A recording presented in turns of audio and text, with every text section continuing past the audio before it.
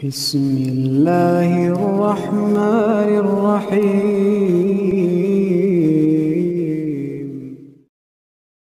Hukum memakai jimat.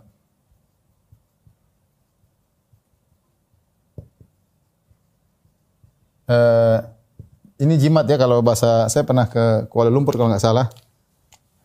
Ditulis paket jimat atau harus jimat. Jimat ternyata maksudnya hemat ya. Saya kalau nggak salah maknanya hemat. Tapi ini jimat yang azimat ya. Makanya saya bilang jimat atau azimat karena di sebagian tempat setahu saya jimat artinya hemat ya. Jadi dianjurkan untuk jimat, pakai jimat. Ternyata maksudnya hemat ya. Tapi hukum memakai azimat dua kemungkinan.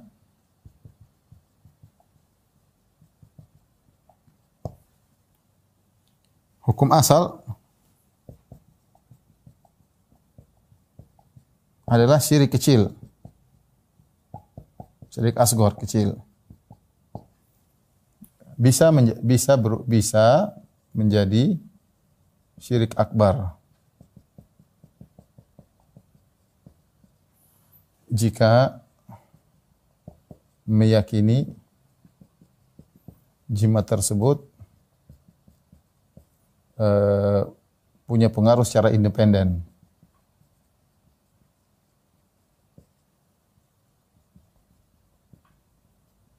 Bukan hanya sekedar sebab, tapi dia secara independen dia bisa punya pengaruh. Taib. Tapi hukum asal adalah syirik kecil. Taib. Kenapa jimat adalah syirik kecil?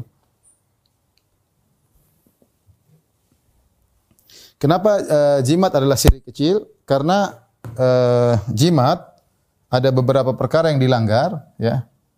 Yang pertama adalah sebabnya. Pertama, menjadikan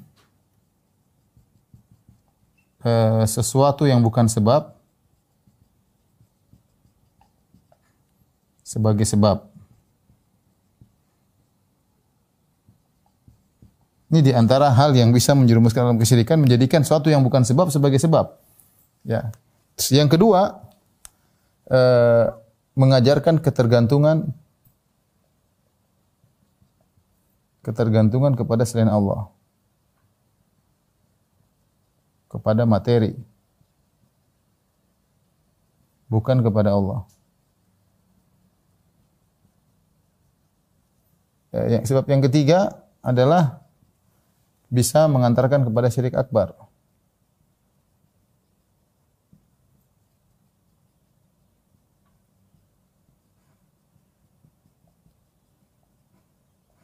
Baik, inilah tiga sebab kenapa jimat itu merupakan syirik kecil. Kita punya kaidah ini, kaidah yang pertama, menjadikan sesuatu yang bukan sebab sebagai sebab itu menjerumuskan terhadap kesyirikan. Ya, itu banyak contohnya. Contohnya ini. Tidak ada orang bilang kalau pakai tulang kemudian akhirnya balak tertolak. Enggak ada. Enggak ada yang bilang tanam kebo akhirnya balak bisa diangkat. Enggak ada, itu semua khurafat. Tidak pernah syariat menjadikan itu sebagai sebab, ya. Syariat tidak pernah menjadikan sebagai sebab. Ketika seorang menjadikan sesuatu yang bukan sebab jadikan sebab, maka terjerumus dalam syirik. Terjerumus dalam kesyirikan, ya. Contoh kenapa tatoyur juga dibilang syirik, pamali. Kenapa? Karena tadi di antara faktornya menjadikan sesuatu yang bukan sebab menjadi sebab.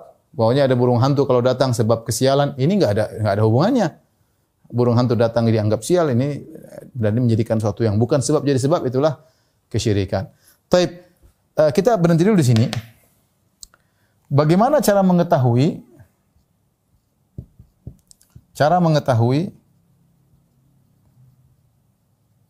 sesuatu itu merupakan sebab. Sesuatu merupakan sebab dari akibat.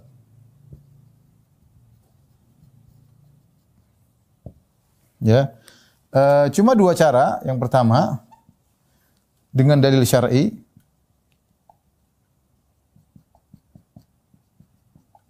Yang disebut dengan sebab syar'i. Yang kedua adalah dengan tajribah. Tajribah ya maksudnya apa namanya? Secara ilmiah, ilmu dunia ya, ilmu dunia. Terbukti ya. Dengan dalil syar'i contohnya banyak seperti Al-Qur'an obat, ruqyah misalnya. Misalnya menyambung silaturahmi sebab sehat. Silaturahmi sebab rezeki misalnya dan sehat. Misalnya sedekah bisa menyembuhkan, bisa menolak bala, menyembuhkan penyakit, dan menolak bala, dan lain-lain. Contohnya apa? Madu, ya, syifa'an linnas, ya, ya. Yakhruj min butuniha syarabun, ya, mukhtalifan alwanuhu fihi syifa'un linnas, ya. Syifa'un linnas. Allah mengatakan madu adalah dalilnya ada, madu adalah obat. Ruqyah jelas, dalilnya ada.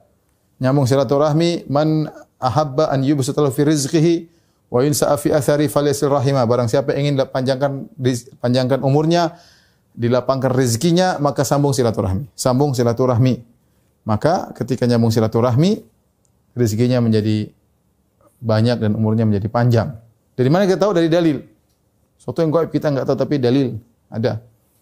Sedekah, dawu mardakum bisadaqah. Ya. Tolak atau sembuhkanlah orang-orang sakit dan dengan sedekah. Nabi SAW mengatakan, "Sana'iul ma'ruf taqi masari asu." Bahwasanya perbuatan-perbuatan baik kepada manusia, masyarakat akan menolak kematian yang buruk, ya. Ini tergantung ada dalilnya kita kerjakan. Kalau enggak ada ya sudah. Adapun dengan tajribah, dengan ilmiah, tajrubah ya, ilmu dunia banyak ya. Dilihat dengan kasat mata secara ilmiah ada bukti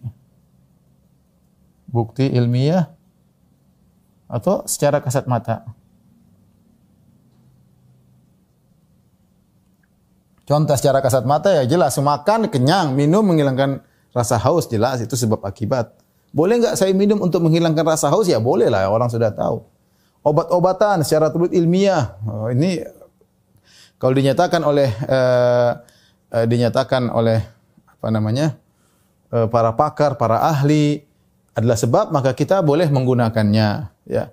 Adapun kalau sebabnya secara ilmiah masih diragukan, maka mending kita jauhi. Kita jauhi karena khawatirnya termasuk daripada jimat. Sempat dulu di apa namanya, di Arab Saudi ada gelang tertentu untuk gini-gini, ternyata dibukti enggak ada buktinya. Sehingga sebagian ulama berfatwa itu hukumnya adalah syirik, ya. Karena secara terbukti enggak ada, cuma penjualnya yang bilang katanya bisa begini, katanya bisa gini, katanya bisa begitu, kita bisa begini. Secara bukti enggak ada. Ya. Lain misalnya ada alat pijit. Kalau kelihatan dipijit benar ya, berarti kan ada secara kasat mata kelihatan ada sebab akibatnya. Tapi kalau tempel begini, kemudian bisa begini, bisa begitu, tanpa ada penjelasan yang jelas dari para pakar, ya mungkin mengatakan ada sinar ini, sinar anu, terbukti secara jelas, sudah dipraktekkan dan banyak yang sembuh dan macam-macam, ya itu berarti sebab ilmiah. Kalau sebab ilmiah boleh kita kerjakan, tidak ada masalah. Tapi kalau enggak terbukti, maka hukum asalnya menggunakan sesuatu, memakai sesuatu untuk menolak bala, untuk mengangkat bala, maka hukumnya adalah jimat, syirik kecil. Jadi di antara sebab kenapa jimatlah syirik kecil, sebabnya pertama adalah menjadikan sesuatu yang bukan sebab menjadi sebab. Sebab yang kedua adalah menggantungkan ketergantungan kepada materi selain Allah. Yang ketiga bisa mengantarkan kepada syirik kecil. Perhatikan, ketika apa namanya,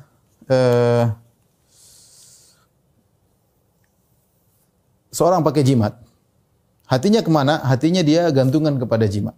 Nabi SAW mengatakan, man ta'allaqa syai'an wukila ilaihi. Barang siapa man allaqa syai'an yang menggunakan sesuatu, maka hatinya dibuat condong kepada sesuatu tersebut. Dan itu benar. Orang kalau pakai jimat, dia kalau pakai jimat dia enggak pede. Dia mau jualan ke pasar, ada jimat keberuntungan. Dia enggak bawa, waduh nanti untungnya sedikit, harus dia pulang lagi bawa, ya. Kayak mau main judi, ada jimat menang judi. Kalau nggak pakai itu kayaknya judi kalah terus. Sudah maksiat pakai jimat lagi. Ini syirik plus maksiat ya. Dan macam-macam, ada jimat untuk menjaga diri. Kalau dia bawa itu dia kayaknya pede berkelahi dan macam-macam ya. Orang pakai jimat. Atau orang mau jihad pakai jimat. Kalau nggak pakai jimat dia takut mati syahid. Kalau dia nggak pakai jimat dia takut mati syahid. Mau jihad mati syahid atau mau mati konyol, dia nggak pingin mati syahid, maka dia pakai jimat. Sehingga hatinya benar-benar terikat dengan jimat tersebut. Adapun Islam mengajarkan Anda keluar rumah, bismillahi tawakkaltu 'ala Allah wa la haula wa quwwata illa billah. Selesai. Ada apa berdoa kepada Allah, ya hayyu qayyum bi rahmatika astaghits fa asli sya'ni kullah. Ya Allah, kepada Engkau aku memohon, lapangkanlah mudahkanlah segala urusanku. Wala takil nafsi tarfatain, jangan kau biarkan aku bersandar kepada diriku sendiri. Dan bersandar pada diri sendiri tidak boleh, apalagi bersandar kepada benda-benda seperti itu ya. Yang ketiga, jimat bisa mengantar pada syirik besar. Ketika seorang sering terbiasa dengan jimat, bisa jadi setan membisikkan pada dirinya bahwa jimat tersebut secara independen bisa memberi pengaruh, bukan hanya sekedar sebab. Kenapa dikatakan syirik kecil? Karena menganggap jimat tersebut sebagai sebab. Ketika meyakini jimat tersebut independen bisa memberi pengaruh tersendiri, maka terjerumus dalam syirik besar. Maka ini tadi, jimat bisa jadi syirik besar jika meyakini jimat tersebut punya pengaruh secara independen, bukan hanya sebagai sebab ya. Bukan hanya sebagai sebab. Inilah kira-kira pembahasan yang berkaitan dengan jimat. Yang kita tahu di tanah air kita sangat banyak orang pakai jimat, akan jimat juga diperjualbelikan, yang kadang jual juga kiai jualan jimat ya. Dukun-dukun juga jualan jimat ya. Kemudian orang bergantung kepada jimat tersebut ya.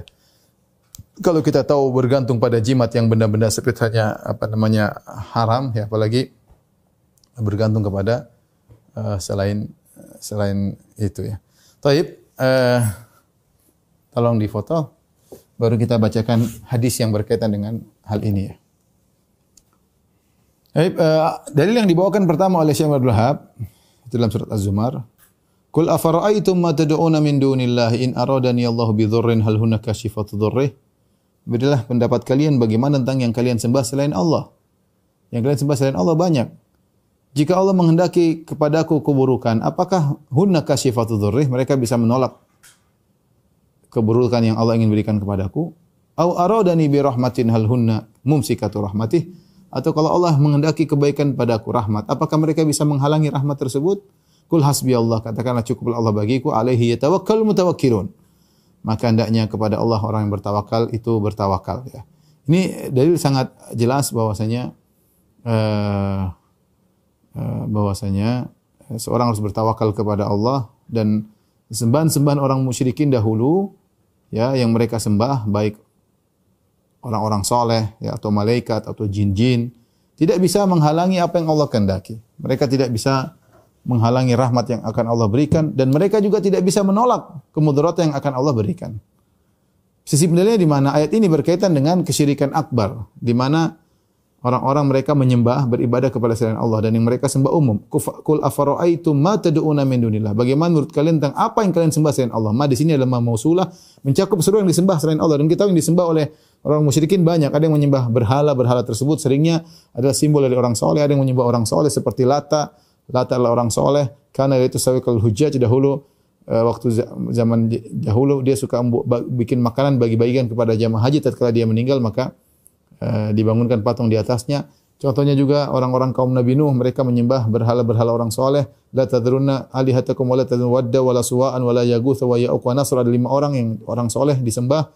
Kemudian di antara yang disembah adalah malaikat. Orang-orang musyrikin mengatakan bahwasanya Allah punya putri-putri malaikat. Kemudian orang Nasara menyembah Nabi Isa, ya, dianggap sebagai anak Allah, dan semua sembahan-sembahan itu tidak bisa menolak mudarat yang ingin Allah berikan. Dan semua sembahan-sembahan tersebut tidak bisa mencegah rahmat yang Allah akan turunkan. Nah, sisi pendalilannya di mana? Kalau itu saja yang disembah adalah makhluk hidup, maksudnya para nabi, malaikat, makhluk hidup. Itu pun tidak boleh kita bersandar kepada mereka dan mereka tidak bisa menolak bala. Bagaimana lagi dengan orang yang menyembah atau menjadikan patung jimat-jimat sebagai penolak bala ya. Maka ini tentu tidak logis ya. Tidak logis ya. Oleh karena Nabi SAW tegaskan ini tidak diperbolehkan. Taib, hadis dalil berikutnya hadis an Imran bin Husain dari Imran bin Husain radhiyallahu anhu, anna Nabi sallallahu alaihi wasallam ra'a rajulan fi yadihi halqatun min sufur. Nabi melihat ada seorang laki di tangannya ada gelang dari tembaga. Wa qala ma hadhihi? Maka Nabi bertanya, apa ini? Ada kesyirikan dipakai kalau dipakai di gelang ya. Qala minal wahina. Dia telah saya pakai ini karena untuk menolak al-wahina. Al-wahina ya mungkin secara bahasa artinya kelemahan, yaitu kayaknya suatu penyakit tertentu yang menimpa di daerah belikat ya, kemudian tangan menjadi lemas ya, menjadi sakit ya, disebut dengan penyakit al-wahina. Maka dia bilang dia pakai ini berarti sudah ada bala, tinggal mau diangkat bala tersebut dengan al-wahina, dengan kalung gelang tadi. Ini berarti fungsi jimat. Kita sudah bilang fungsi jimat cuma dua, menolak bala atau mengangkat bala. Ini balanya sudah datang untuk mengangkat bala. Maka Nabi perintah. Faqala inzi'ha, kata Nabi buang itu, lepas itu kalung, lepas itu gelang. Fa innaha la taziduka ila wahnan. Kau memakai gelang untuk mengurangi kelemahan, justru akan menambah kelemahan bagimu. Fa innaka law mitta wa hiya alaik, kalau kau mati dalam kondisi pakai gelang tersebut, maaflah ta'abadan, kau tidak akan selamat selama-lamanya. Hadis riwayat Ahmad dengan sanad tidak mengapa. Ini jelas bagaimana tegasnya Rasulullah SAW terhadap kesyirikan. Kata Rasulullah SAW, fa innaka law mitta wa hiya alaik maaflah ta'abadan. Kalau kau ternyata meninggal masih pakai jimat, kau tidak akan beruntung selama-lamanya. Mengerikan. Ya, dosa syirik ini tidak sama dengan dosa yang lainnya. Kenapa? Ada ketergantungan kepada benda, bukan ketergantungan kepada Allah. Maka hukumnya adalah syirik. Di sini Rasulullah SAW menjelaskan niatmu memakai jimat untuk menghilangkan kelemahan, justru dibalas oleh Allah sebaliknya. Fa innaha la taziduka ila wahnan. Justru kalau kau pakai, maka semakin menambah kelemahan bagimu. Sudah kelemahan fisik, kelemahan batin. Fisik menjadi lemah, batin bergantung kepada benda ini yang tidak ada apa-apanya, diyakini. Ini hadis pertama yang menjelaskan tentang bahayanya jimat. Yang berikutnya, walahu an Uqbah bin Amir, dari Uqbah bin Amir radhiyallahu taala anhu ya, diriwayatkan juga oleh Imam Ahmad ya. Secara marfu' dari Nabi SAW, man ta'allaqa tamimatan fala atamallahu lahu, wa man ta'allaqa wada'atan fala wada'allahu lahu. Kata Nabi SAW, barang siapa yang menggunakan tamimah jimat atau azimat. Kenapa disebut tamimah? Tamimah diambil dari bahasa Arab dari tamam, sempurna. Seakan-akan kalau dia memakai jimat tersebut, urusannya jadi sempurna. Saya ulangi, tamimah itu dari bahasa Arab dari tamam, ya, artinya sempurna. Sehingga seorang orang Arab jahiliyah dahulu ketika mereka memakai jimat, mereka menyangka urusan mereka menjadi dipermudah, menjadi sempurna dengan pakai jimat tersebut. Maka Nabi ingatkan, justru sebaliknya, man ta'allaqa tamimatan fala atamallahu lahu. Barang siapa yang pakai jimat, maka Allah tidak akan sempurnakan urusannya. Kemudian yang kedua kata Nabi, wa man ta'allaqa wada'ah. Wada'ah itu barang siapa pakai wada'ah. Wada'ah itu semacam keong, disebut wada'ah karena ketika dia sering keluar ke daratan atau dihempas oleh air laut sehingga kemudian tertinggal di pinggiran pantai, orang-orang ngambilin ya, tertinggal, wadah artinya tertinggal. Dan mereka pakai tersebut punya keyakinan, kata Nabi, fala wada Allahu lahu, barang siapa pakai keong untuk jadikan jimat, maka Allah tidak akan berikan ketenangan baginya. Justru orang-orang seperti ini mereka hidupnya gelisah. Pakai jimat ini. Jimat orang lihat, orang syirik, orang hidupnya gelisah. Pergi ke dukun sana, pergi ke dukun sini. Percaya sama jimat ini, begitu klinik-klinik ya. Begini, gelisah terus. Gelisah. Urusannya enggak pernah selesai-selesai. Kalau sakit enggak sembuh-sembuh, barang hilang enggak ketemu-ketemu ya. Tapi namanya syaitan menghiasi sehingga mereka terus hati mereka terpikat dengan barang-barang dan benda-benda tersebut. Dalam riwayat yang lain, man ta'allaqa tamimatan faqad asyrak. Barang siapa yang memakai jimat, maka dia telah berbuat kesyirikan. Wali bin Abi Hatim an Hudzaifah, dari Ibnu Abi Hatim dari Hudzaifah bin Yaman, annahu ra'a rajulan fi yadihi khaytun minal humma. Hudzaifah melihat ada seorang laki-laki, dia di tangannya ada semacam tali dipakai karena dia sedang demam. Maka dilihat, dia langsung putuskan, faqata'ahu, maka dia putuskan tali tersebut. Dia putuskan tali tersebut yang dijadikan jimat. Wa tala qaulahu ta'ala, kemudian dia bacakan firman Allah Subhanahu wa taala, "Wa ma yu'minu aktsarahum billahi illa wa hum musyrikun." Tidaklah kebanyakan mereka beriman kepada Allah kecuali mereka berbuat syirik. Artinya kalian beriman, meyakini Allah Maha Pencipta alam semesta, tapi kalian berbuat syirik. Di antaranya syirik menggunakan jimat. Dan ini di antara semangatnya Hudzaifah bin Yaman untuk menegakkan nahi mungkar.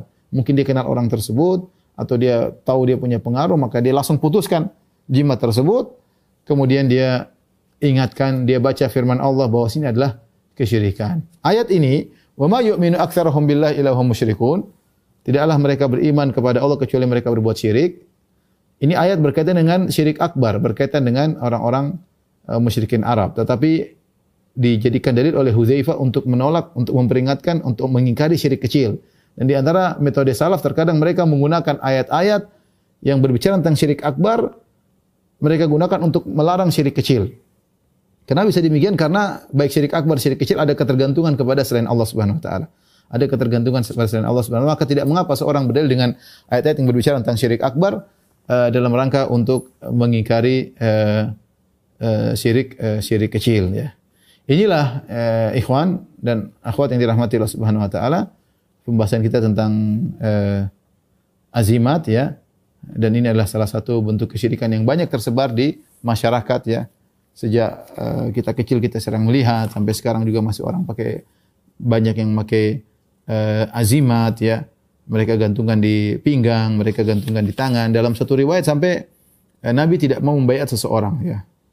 Ada sekelompok orang datang, roh tu kalau tidak salah sekitar 9 orang kurang, datang kepada Nabi SAW. Mereka baiat kepada Nabi masuk Islam, ya, baiat kepada Nabi. Maka Nabi baiat seluruhnya, tinggal satu Nabi tidak baiat.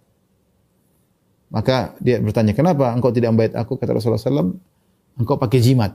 Engkau pakai jimat. Maka Rasulullah SAW tidak mau membaiat dia karena dia memakai jimat, ya. Makanya ini bukan perkara yang ringan karena dia bersentuhan dengan akidah, bahkan bersentuhan dengan masalah tauhid. Maka seorang memandang sesuatu perkara dengan kacamata syariat. Karena banyak orang masalah jimat-jimat, masalah klinik, maka syirik, mereka tidak peduli. Mau ada persatuan dukun kayak, mau bikin apa kayak, kayaknya nggak terlalu ramai. Tapi kalau ada perkumpulan zina misalnya, mungkin orang heboh. Atau ada korupsi, mungkin mereka heboh. Semuanya nggak boleh. Tapi menurut kacamata syariat, yang paling berbahaya adalah syirik. Maka seorang sebagaimana peka terhadap dosa-dosa selain kesyirikan, hendaknya lebih peka kepada dosa-dosa kesyirikan. Harus dia punya ghirah untuk memperingatkan masyarakat dari dosa-dosa yang seperti ini, karena masih saja tersebar, apalagi ada orang-orang yang menjual azimat-azimat di sini, ya. Termasuk juga yang sering tersebar, orang pakai cincin dari akik, ya. Sebagian orang punya keyakinan, sebagian orang enggak, cuma berhias doang. Ini indah, batu akiknya indah. Ada yang punya keyakinan kalau pakai batu akik maka akan begini, ya. Seakan-akan batu tersebut bisa menolak mudarat dan bisa mendatangkan keberuntungan. Inilah namanya jimat. Ini namanya jimat. Padahal batu yang terbaik di alam semesta ini adalah batu Hajar Aswad. Ya, bahkan Hajar Aswad pertama turun dalam kondisi putih, kemudian fasawadatu khotoya bani Adam, karena banyak Bani Adam berdosa dia menjadi hitam. Itu pun ketika Umar bin Khattab radhiyallahu anhu lagi tawaf, kemudian dia melewati Hajar Aswad, maka dengan suara yang lantang dia berkata, "Ya Hajar, inni a'lamu annaka hajar, la tanfa' wa la tadur, laula anni ra'aitu Rasulullah SAW yuqabbiluka ma qabbaltuka." Dia berkata, "Wahai Hajar Aswad, saya tahu kamu hanya sekedar batu. Tidak bisa beri manfaat, tidak bisa beri mudarat. Kalau saya tidak lihat Nabi cium kamu, saya tidak bakalan cium kamu." Nah, Hajar Aswad yang dia batu terbaik di alam semesta, yang kita disunahkan menciumnya karena Nabi menciumnya, itu pun tidak bisa beri mudarat, tidak bisa beri manfaat. Yang bilang siapa? Umar. Kecuali kita bilang Umar enggak ngerti tauhid. Umar enggak ngerti rahasia Hajar Aswad. Umar yang bilang. Kenapa Umar mengucapkan suara yang lantang kata para ulama? Karena ketika itu banyak orang berdesak-desakan, terlalu khawatir Umar mereka punya keyakinan terhadap Hajar Aswad. Ternyata kita mencium Hajar Aswad itu hanya sekedar kita mengikuti Nabi. Sama seperti kita sujud, kita taruh muka di tanah, bukan kita meyakini tanah ini bisa macam-macam. Enggak. Ka'bahnya sendiri tidak bisa beri manfaat, tidak bisa beri mudarat. Di dalam Ka'bah yang paling terbaik adalah Hajar Aswad, itu pun tidak bisa beri manfaat, tidak bisa beri mudarat. Maka Umar iklankan dengan terang-terang, Inni a'lamu annaka hajar, aku tahu kau hanya sekedar batu, la tanfa wa la tadur, tidak bisa beri manfaat, tidak bisa beri mudarat. Laula anni ra'aitu Rasulullah yuqabbiluka ma qabaltuka, kalau aku tidak lihat Nabi cium kamu, aku tidak bakalan cium kamu. Kalau hajar aswad tidak bisa beri manfaat, tidak bisa beri mudarat, apalagi batu akik. Apalagi batu akiknya batu akik imitasi ya. Tentu saja yang asli tidak bisa beri manfaat, apalagi batu akik imitasi. Maka segala hal yang berbau-bau jimat membuat kita ragu, hendaknya kita hindari, dan kita serius kalau ada saudara kita yang baik kita ingatkan, datang baik-baik kita omongin, ini enggak boleh syirik. Nabi pernah berkata, fa innaka law mitta wa hiya 'alaik ma aflahta abada, kalau kau meninggal ternyata itu jimat masih ada di tanganmu, kau tidak akan beruntung selama-lamanya. Ngeri, itu ngeri. Ancaman yang ngeri dari Nabi sallallahu alaihi wasallam. Karena ini adalah kesyirikan. Wallahu a'lam bishawab. Demikian saja kawan-kawan yang bisa saya sampaikan tentang masalah hukum jimat. Insyaallah kita lanjutkan pada kesempatan berikutnya masih dalam model-model kesyirikan. Semoga Allah mewafatkan kita di atas tauhid dan menjauhkan kita dari berbagai macam bentuk kesyirikan.